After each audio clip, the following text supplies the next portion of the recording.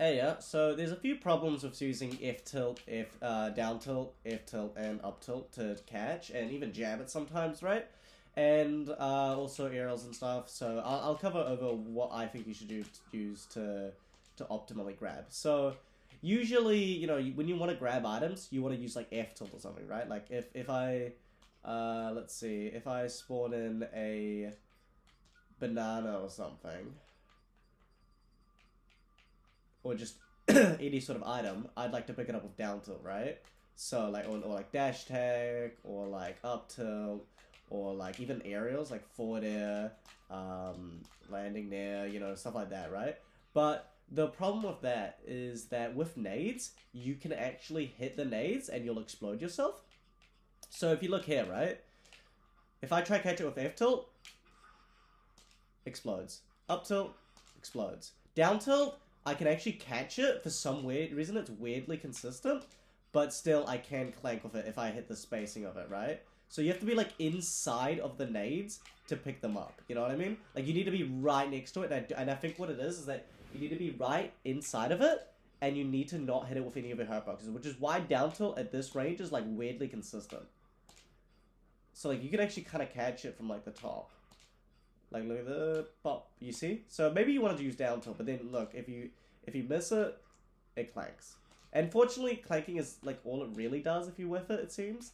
But the real way I think you should be catching nades. Also, I will say you can also do like aerials. So there it clanks, but here you grab it, but then, it does come to like, you can clank it or clank it like this, So it has its problems as well. But a way I think you should do it, which I think would be more consistent, is by doing jump and grab. So right here, it's out of here, jump and grab. You see what I mean? Jump and grab. You can even do it in midair, which is really cool. But yeah, so it's over here, jump and grab. The practice tool is kind of shit, so there's no real way to like set this up in a good way because it'll always explode it around here. But yeah, the first nade toss is really accurate, and this is how like it would usually happen in game. So that's actually really cool. And the reason why I bring this up is because you can immediately act out of it, right? So like you grab the nade here, then you can down me like that. You know what I mean? Or you could just throw it again.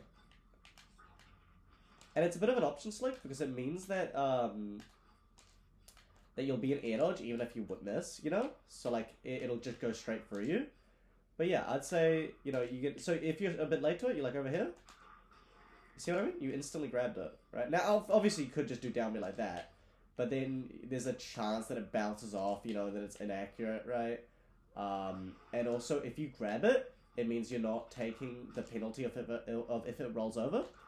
Because you see, so there's two hits to nade. You see right there, you get the 1%, right? Because he throws it at you, and that's based on speed and stuff. So sometimes it's 5%. And if you let it crawl over there, it'll do 1%, right? So if you let it crawl over there, sometimes you'll take extra percent that you don't need, sort of thing. When you could just go like this, and take 0%. But another really good thing about it is if we dodge the first nade, then we can actually see how we can instantly catch and use, like, you see? So maybe this would be a good way to practice, is immediately catching the second nade, and then doing this. See what I mean? But yeah, that's just my fourth.